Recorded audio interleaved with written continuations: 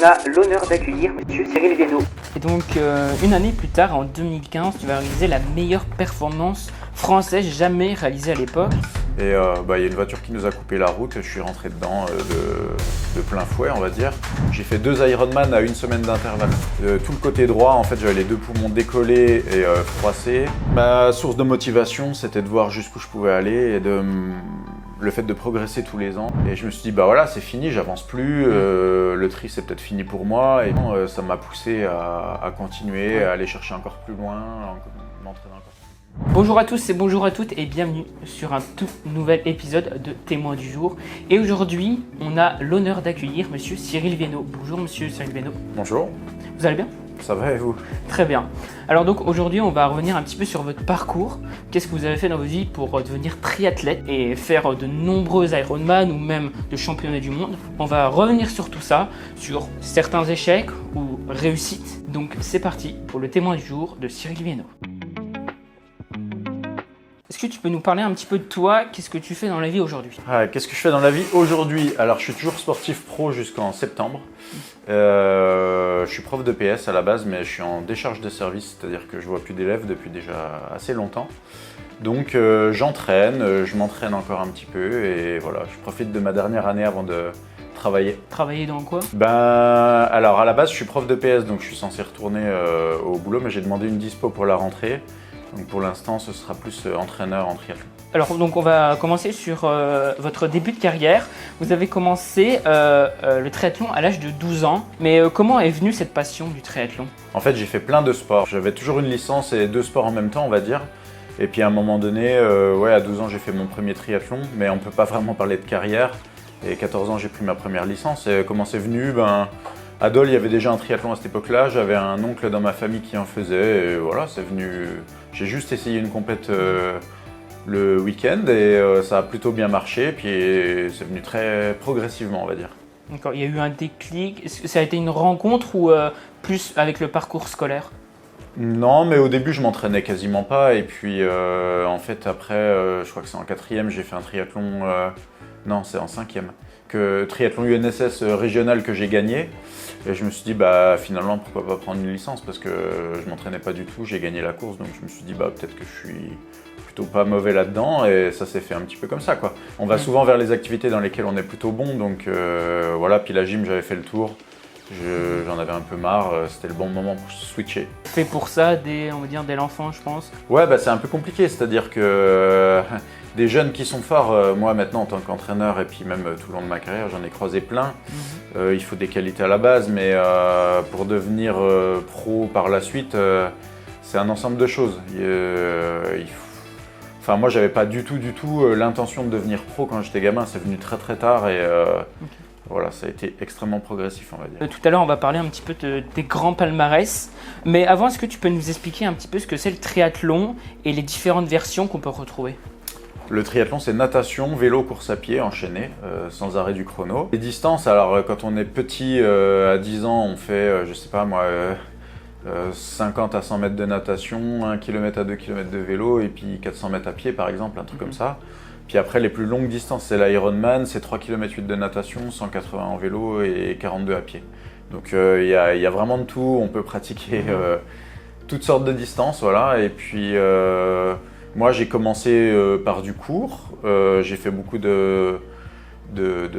soit de distance olympique, soit la moitié pendant longtemps. Et puis, je me suis mis sur le long ensuite. On va revenir un petit peu sur la chose qui est importante, sur peu importe le sport qu'on pratique, c'est l'entraînement.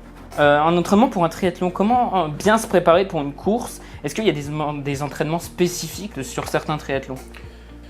Alors ça, c'est une question qui est tellement vaste que je pourrais prendre une demi-heure pour répondre, mais en fait, ça dépend complètement du niveau, de la personne, de son vécu, de ses points forts, et puis forcément, l'entraînement en triathlon, on décompose beaucoup séparément, c'est-à-dire on s'entraîne en natte, en vélo et à pied, et la spécificité, c'est que c'est une discipline enchaînée, donc à un moment donné, il faut s'entraîner à faire, par exemple, vélo-course à pied. Natation-vélo, c'est plus compliqué, parce que si on va à la piscine... c'est difficile d'avoir son vélo tout prêt et d'enchaîner le vélo, mais vélo-course à pied, ça se fait assez facilement. Donc oui, à un moment donné, il faut forcément passer par des entraînements comme ça. Mais on ne s'entraîne pas pareil pour un S que pour un XL.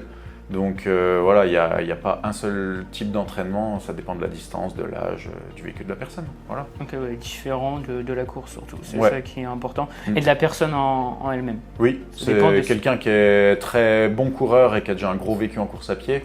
On va essayer peut-être de le faire progresser en natte et en vélo et conserver ses qualités à pied, mais le focus ne sera pas forcément sur la course à pied, donc ça dépend de la personne. Et est-ce qu'il y a des techniques bonnes à prendre pour un entraînement par exemple, avant ou après l'entraînement? Des étirements, des échauffements, de manger, je sais pas si... Ouais, une fois de plus, ça dépend du type d'entraînement. C'est-à-dire que quand on se prépare pour un long, on fait souvent des longues sorties en vélo et à pied. Et là, forcément, il faut manger parce qu'on ne peut pas faire ça sans manger suffisamment. Et puis en course, c'est très important. Si on se prépare pour du S et qu'on va faire un footing d'une demi-heure, bon, manger, ça ne sert pas à grand-chose. Et puis après, quand on est un amateur, forcément, on ne va pas forcément privilégier tout ce qui est méthode de récupération. Et plus on s'entraîne, plus on a une charge d'entraînement importante et plus on est pro, plus on va faire attention aux détails. Donc la nourriture, effectivement, la récupération, tous les aspects en fait. On a tout de suite parlé de la nourriture, mais comment on gère l'alimentation et l'hydratation pendant une course de triathlon? Jusqu'à 1 heure d'effort, il n'y a pas forcément besoin de s'alimenter.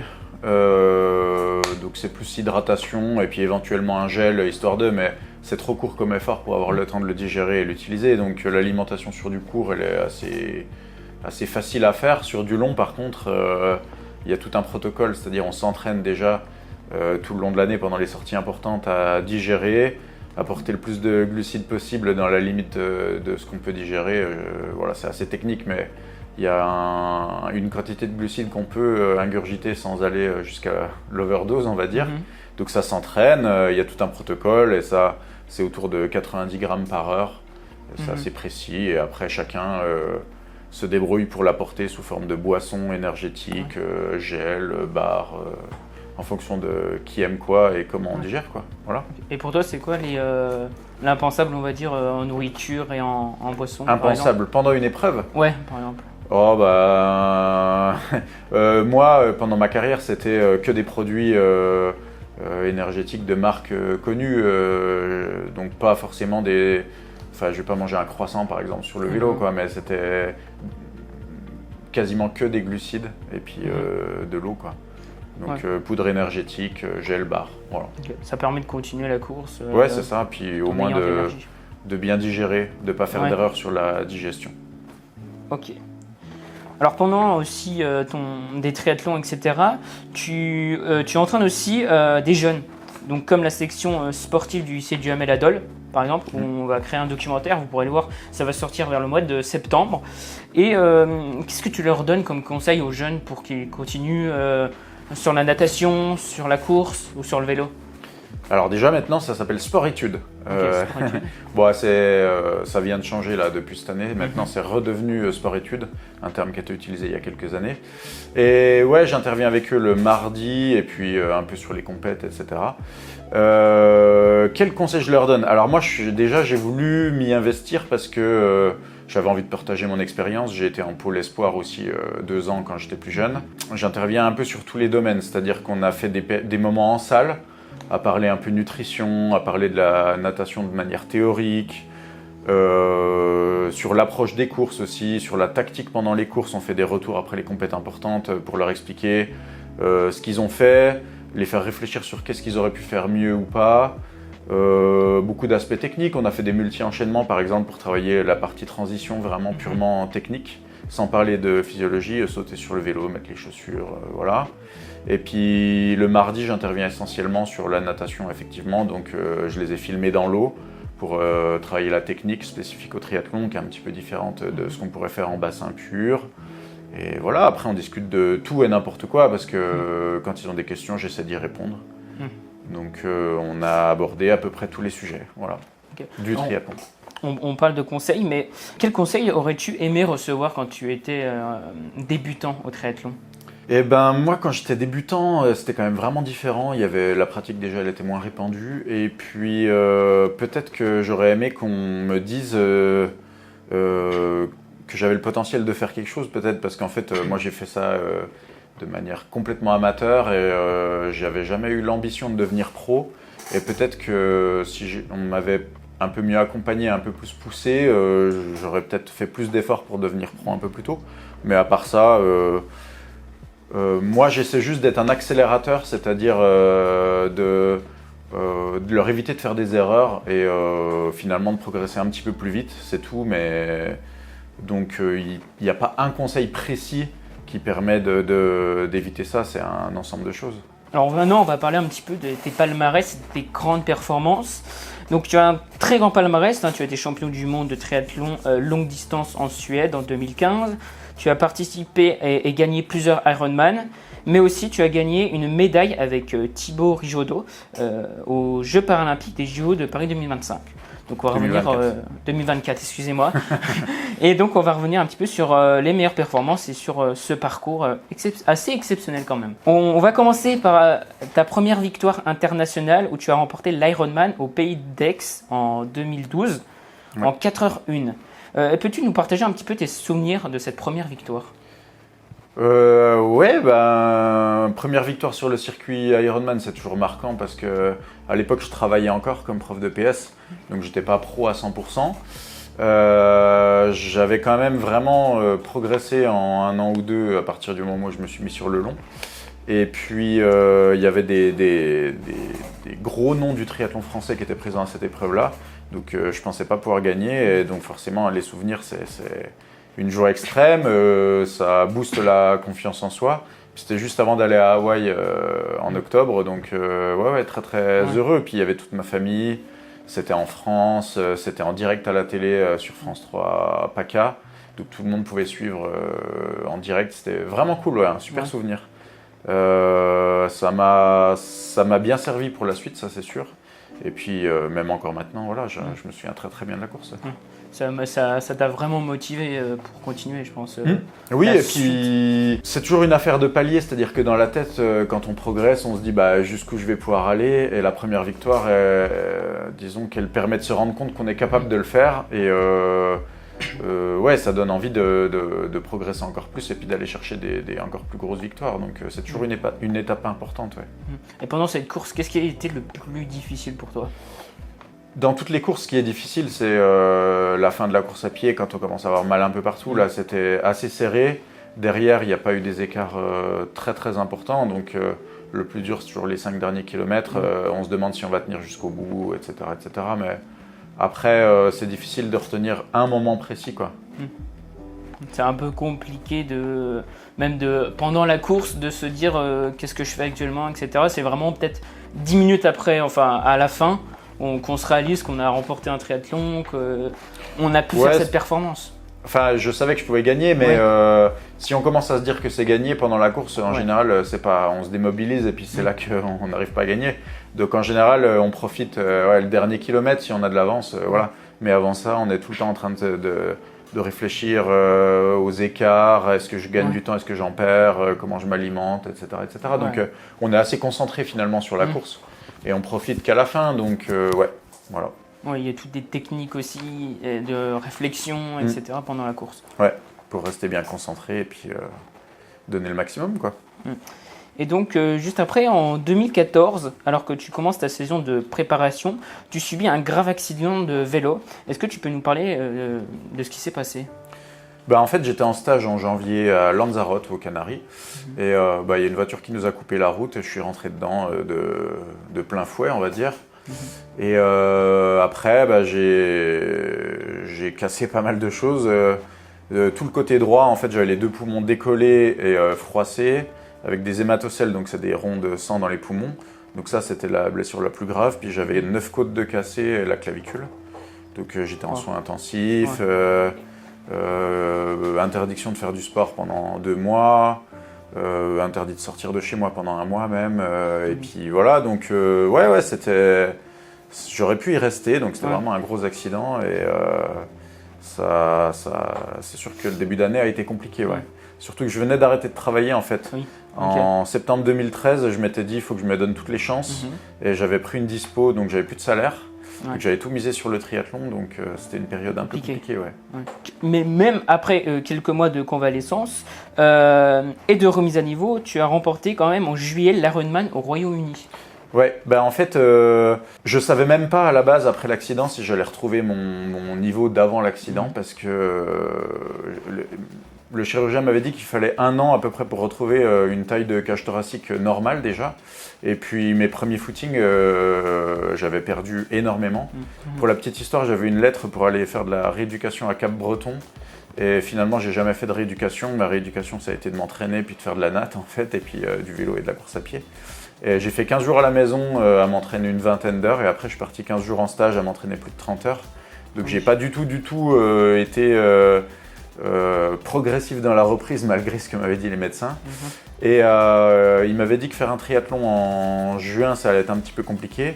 Et puis finalement début juin j'ai fait un half Ironman et fin juillet un full. Et j'avais choisi fin juillet parce que c'était le plus loin possible dans la période de qualification pour se qualifier à Hawaï. Et finalement, ouais, effectivement, je suis arrivé à l'Ironman, j'étais étonnamment très en forme et j'ai gagné la course. Donc c'était ma première victoire sur full distance Ironman. Donc c'était inattendu complètement, mais c'était une vraie délivrance, ouais, parce que du coup j'étais qualifié pour Hawaï, qui était mon objectif principal de l'année. Voilà. Okay. Mais qu'est-ce qui a été le plus compliqué? Est-ce que c'était sur le plan physique ou sur le plan mental?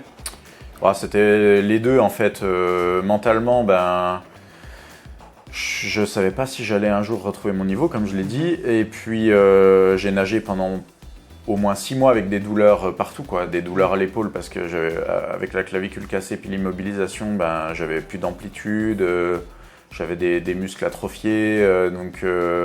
Voilà, j'ai eu vraiment des douleurs partout pendant un long moment. Et puis, les séances, je courais moins vite qu'avant et je ne savais pas si un jour je recourrais aussi vite qu'avant. Donc, c'était quand même psychologiquement pas facile.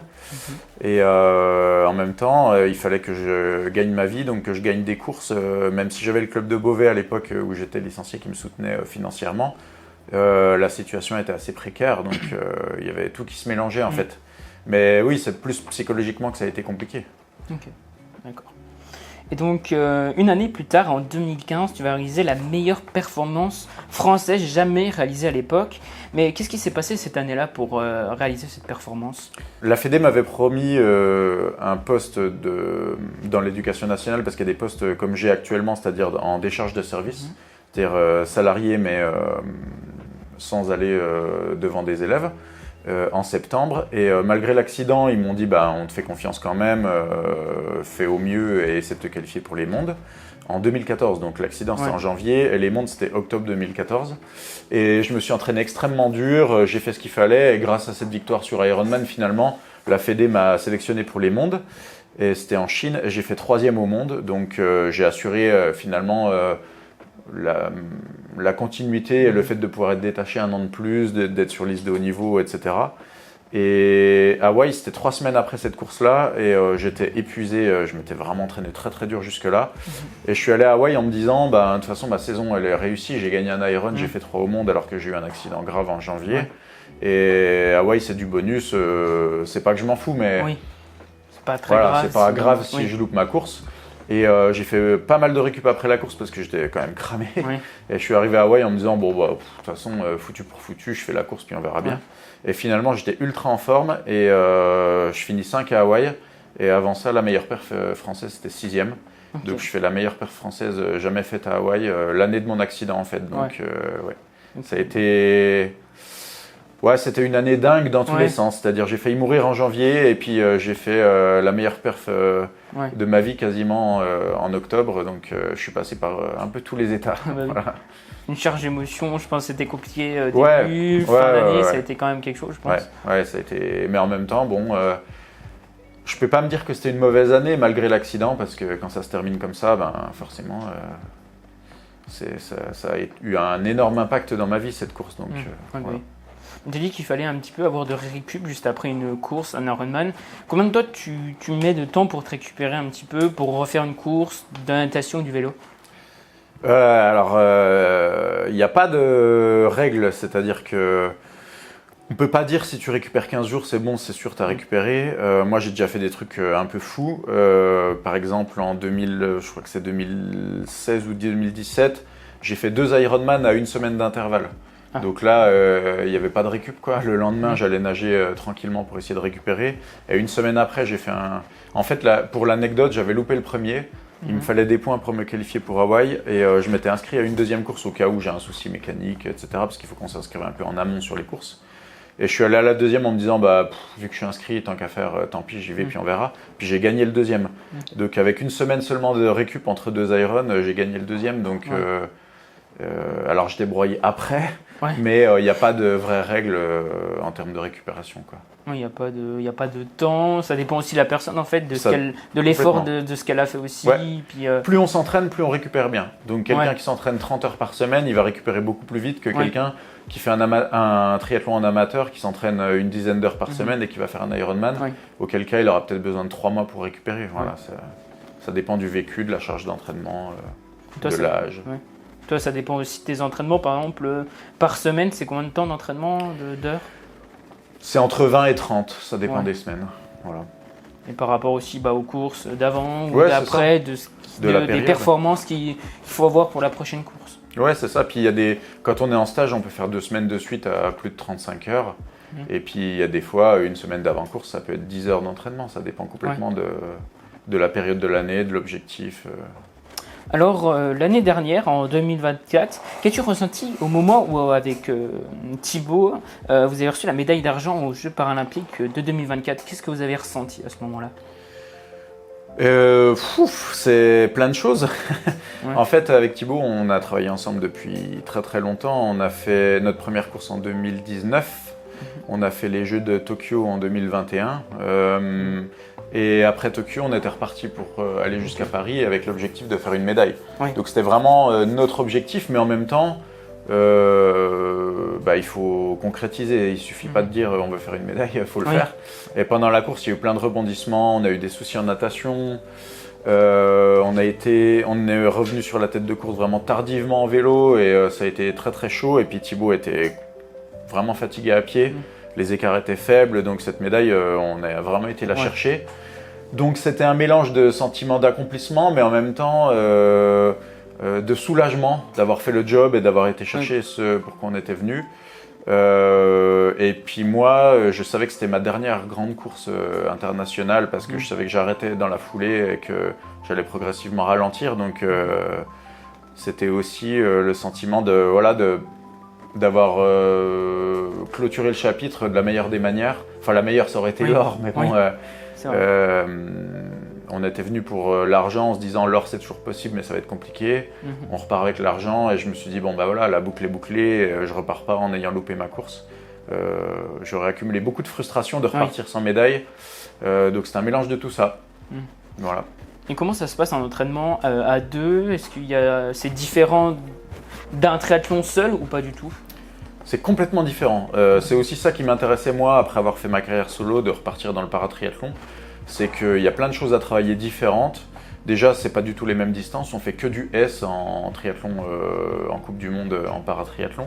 Donc moi, je faisais du long, voire très long. Donc, mais j'ai fait beaucoup de cours aussi avant de faire du long, donc je connaissais tout à fait les distances.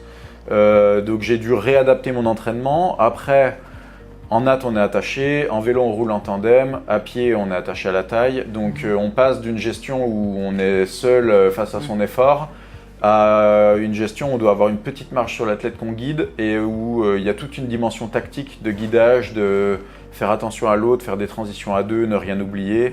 C'est beaucoup plus technique en fait. Et c'est ça qui est intéressant aussi dans le paratriathlon, quoi. Ne serait-ce que les transitions.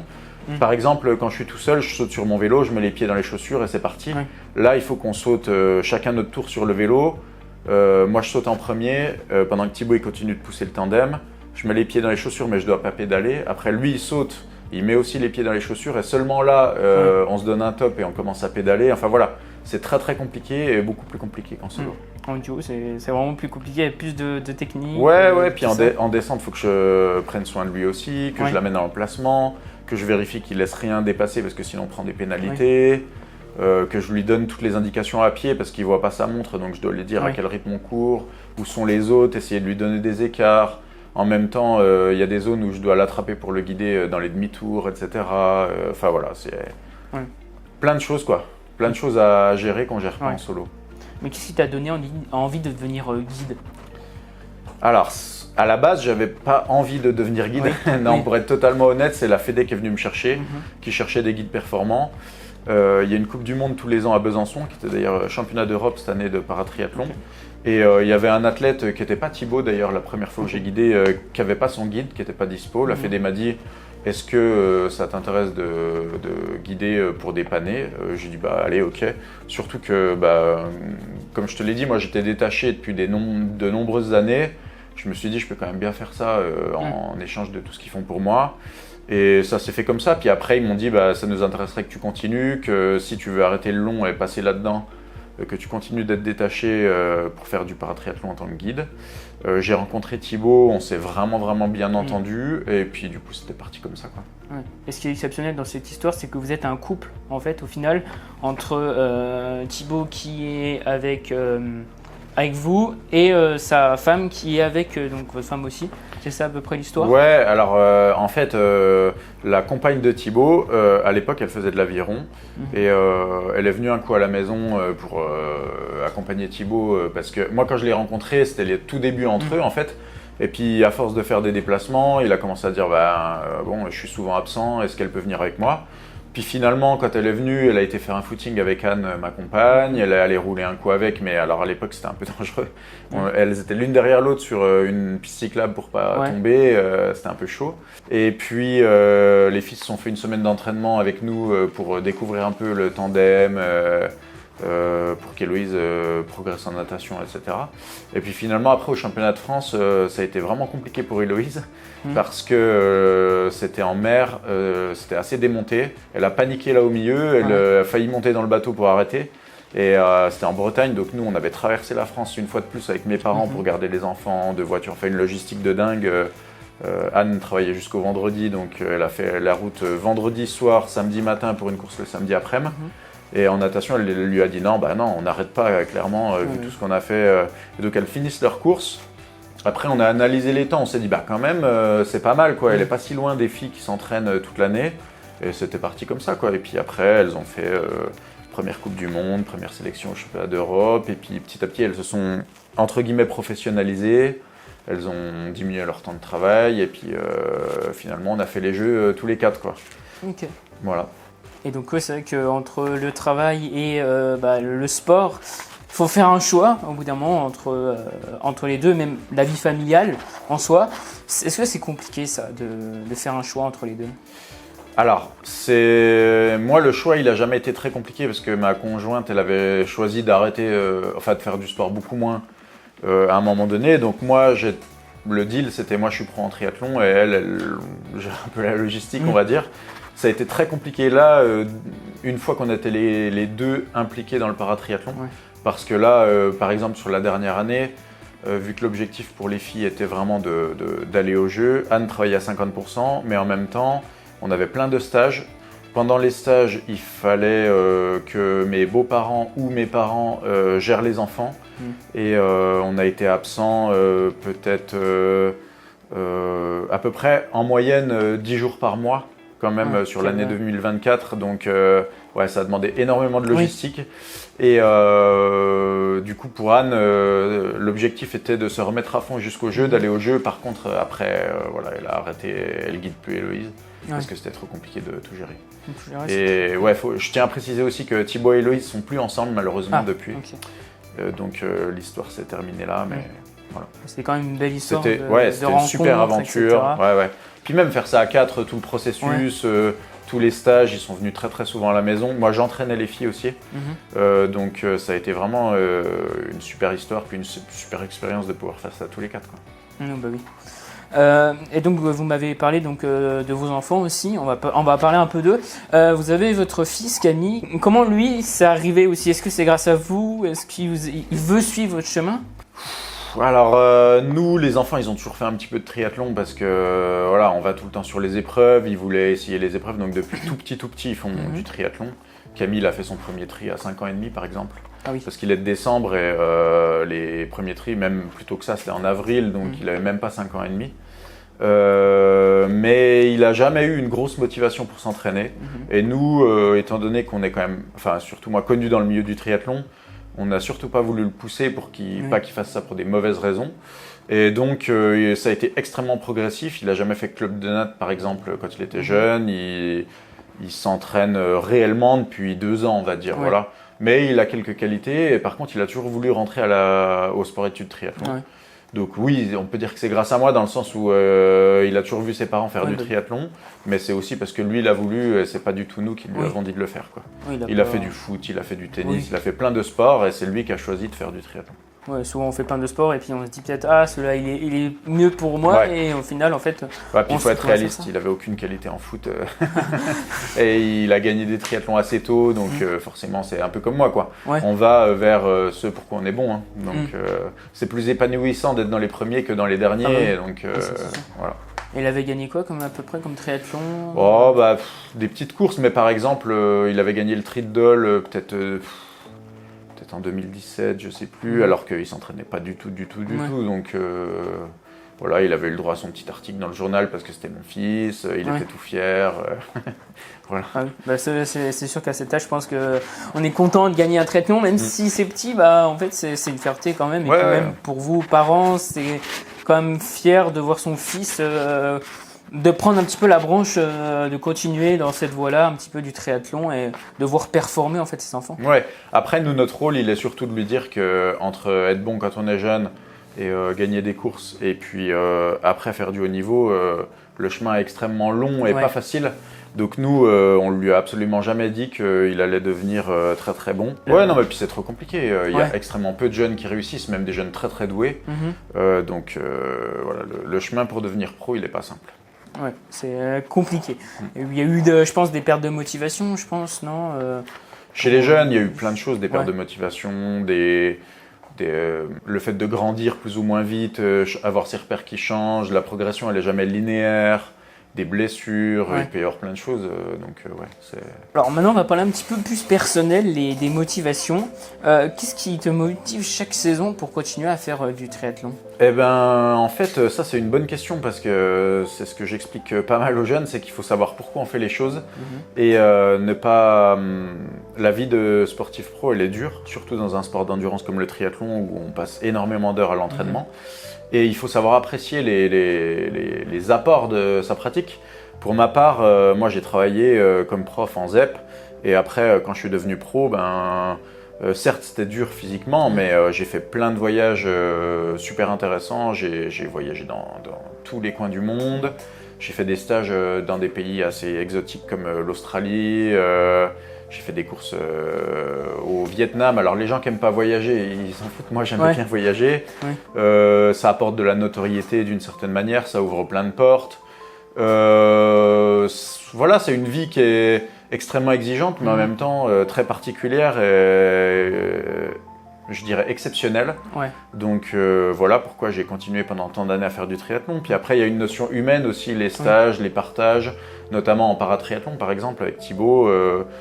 C'est quelque chose que plein de gens ne vivront jamais dans leur vie, donc il faut savoir prendre du recul sur les choses et apprécier ce que nous apporte la pratique. Et moi, je pense que j'ai vraiment profité complètement de ma pratique de pro.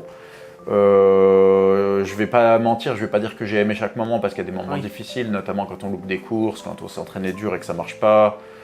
Quand on a des accidents, enfin voilà. Mais il y a quand même eu beaucoup plus de positifs que de négatifs dans ma pratique et c'est ça qui m'a motivé à continuer. Voilà. Et pour toi, quelle a été ta source de motivation surtout ? Est-ce que c'est quelqu'un ? Est-ce que c'est quelque chose qui t'a motivé à continuer ? Ma source de motivation, c'était de voir jusqu'où je pouvais aller et le fait de progresser tous les ans, ça m'a poussé à continuer, à aller chercher encore plus loin, m'entraîner encore plus dur et c'est assez grisant tous les ans de passer des paliers, de se dire peut-être que je suis au max et l'année d'après on fait mieux. Je veux dire, quand j'ai gagné ma première course Ironman, je me suis dit je pourrais peut-être jamais le refaire, jamais faire mieux. Puis finalement après on gagne un Iron, après on fait des podiums au monde, etc. Donc voilà, c'est une sorte de cercle vertueux, on essaie toujours de dépasser ses limites. Voilà. Qu'est-ce qui t'a le plus marqué dans toute ta carrière un petit peu? Qu'est-ce qui t'a vraiment marqué? Est-ce que c'est des rencontres, des courses? Ah, En fait, c'est trop long. Moi, je fais du tri depuis plus de 30 ans, donc c'est difficile de résumer ça à une rencontre. C'est une somme de rencontres. Il y a des moments dans la vie où on rencontre quelqu'un qui va changer un peu notre destin. Et moi, j'en ai eu plusieurs fois des gens comme ça, à Beauvais notamment, quelqu'un qui m'a permis Gérald par exemple, qui m'a permis de rencontrer des partenaires, qui m'a dit bah t'as du potentiel, je vais essayer de te trouver des gens pour t'aider. Il m'a fait signer au club de Beauvais. J'aurais pas été au club de Beauvais, je pense que j'aurais jamais pu faire une carrière de pro par exemple. Ou quand je suis rentré à Dole, le fait de rencontrer Daniel Germont par exemple, qui m'a permis de continuer, qui m'a aidé, qui m'a fait rencontrer la mairie. Voilà, une part de chance à un moment d'être bien le bon jour sur la bonne course qui fait que ça nous ouvre des portes. C'est un ensemble de choses, c'est de la chance, de la détermination, des rencontres. Il y a eu plein de moments clés comme ça. Voilà. Dans toute cette carrière, est-ce que tu as eu des moments de regret, par exemple une course que tu as voulu faire, que tu n'as pas pu faire à cause peut-être d'un accident ou peut-être tu n'as pas voulu parce qu'il y avait un problème, je sais pas, physique par exemple? Oui, j'ai des regrets, j'aurais pu faire plein de choses bien mieux en fait. Et le problème c'est que personne ne fait les choses parfaitement. Et ces regrets, ils sont pas... comment dire, ils me hantent pas. C'est-à-dire que sur le moment, on y repense pendant 6 mois, peut-être des fois même plus longtemps. Mais là, à l'heure actuelle, si je me retourne sur ce que j'ai fait, je dois avouer que à 27 ans, j'étais encore en train de travailler à temps plein. Derrière, j'ai fait des perfs que j'aurais jamais imaginé faire. J'ai eu une vie que j'avais jamais imaginé avoir. Et le triathlon, ça a vraiment changé ma vie.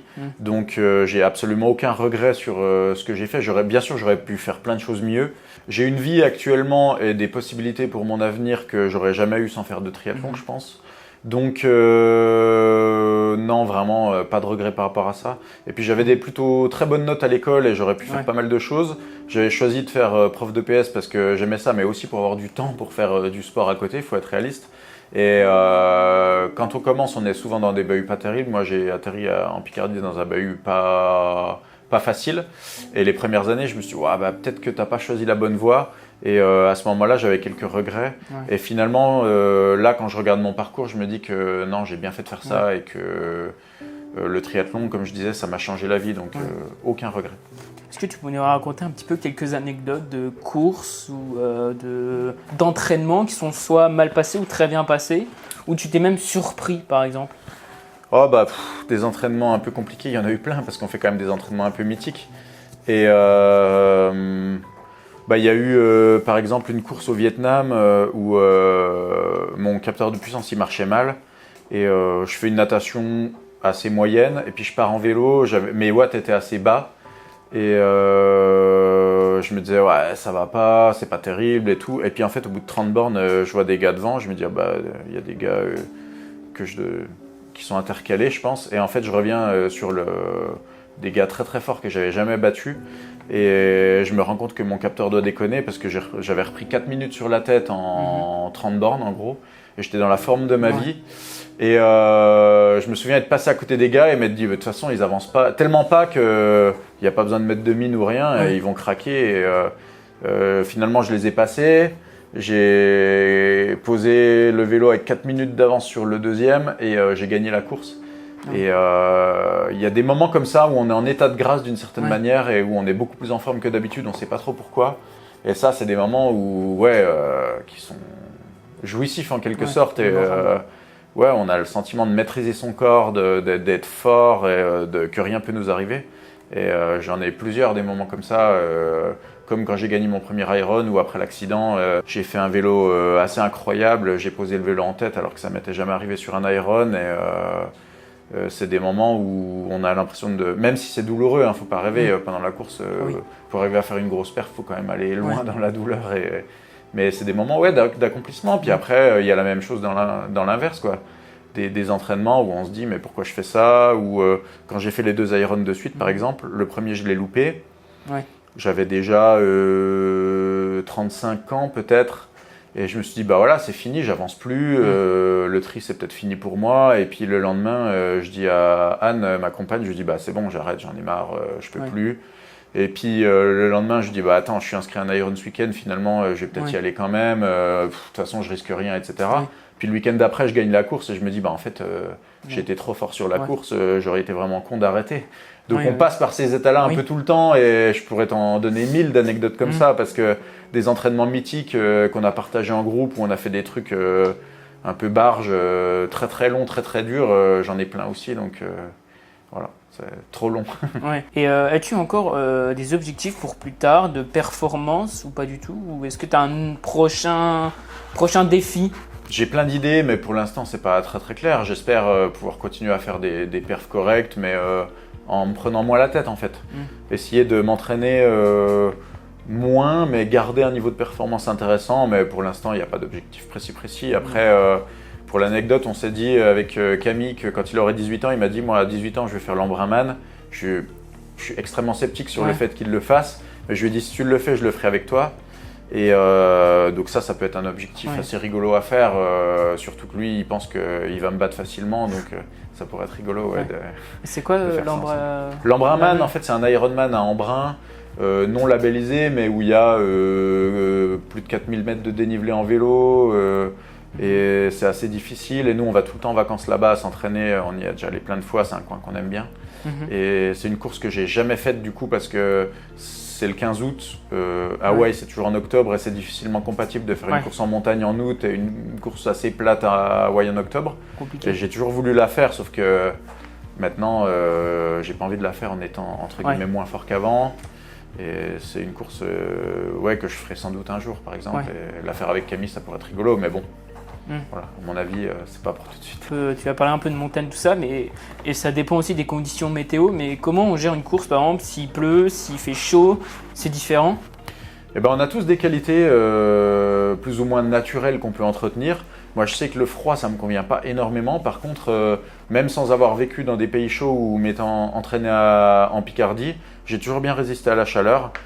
Par exemple, mon premier Hawaï en pro, je m'étais qualifié, mais je travaillais encore à l'époque et j'avais regardé la start list et il n'y avait que 4 personnes sur les 50 et quelques pros au départ que j'avais déjà battu. Donc je m'étais dit ça va être vraiment compliqué. Et j'avais débarqué là-bas 6 jours avant la course alors que généralement les pros ils arrivent plutôt 15 jours avant parce que moi je travaillais et j'avais dû demander une dispo, qu'on me libère pour pouvoir aller à Hawaï. Et donc 0 entraînement à la chaleur de septembre à octobre en fait, juste l'été. Et finalement j'ai fini 15e avec le 5e temps à pied, j'avais fait un super marathon, j'avais ultra bien réussi à la chaleur. Et je me suis rendu compte que j'étais plutôt résistant à la chaleur ce jour-là quoi. Donc chacun a ses qualités naturelles et gère en fonction de ses qualités quoi. Il y a forcément des moments où ça vient pas tout seul, ça demande ça demande du temps, ça demande de la patience, des sacrifices et il y a des moments où on doute d'y arriver. Mais beaucoup de sacrifices, je pense. Oui, bah, c'est une vie très particulière. Après, j'ai l'habitude de dire on n'a jamais de vacances, mais en même temps on travaille jamais. C'est-à-dire que le week-end on s'entraîne, quand on part en vacances on s'entraîne. Les phases où on ne fait pas du tout de sport dans l'année, il y a peut-être 2 semaines seulement complètes. Donc il n'y en a pas beaucoup, mais en même temps, c'est un style de vie qui nous convient à toute la famille. Donc voilà, l'essentiel est de trouver son équilibre. D'accord. Et ben voilà, l'interview est terminée. Donc merci d'avoir regardé cette vidéo, j'espère que vous l'avez appréciée. Merci à Cyril Viennot d'avoir accepté cette invitation. Merci pour l'invitation. Voilà. Merci. On va se retrouver donc dans quelques semaines pour un nouveau documentaire, mais aussi pour un nouveau témoin du jour. Vous verrez aussi dans quelques mois un nouveau court-métrage. Donc voilà, merci à toutes les équipes et donc merci à tout le monde qui participe à ça. Et au revoir tout le monde.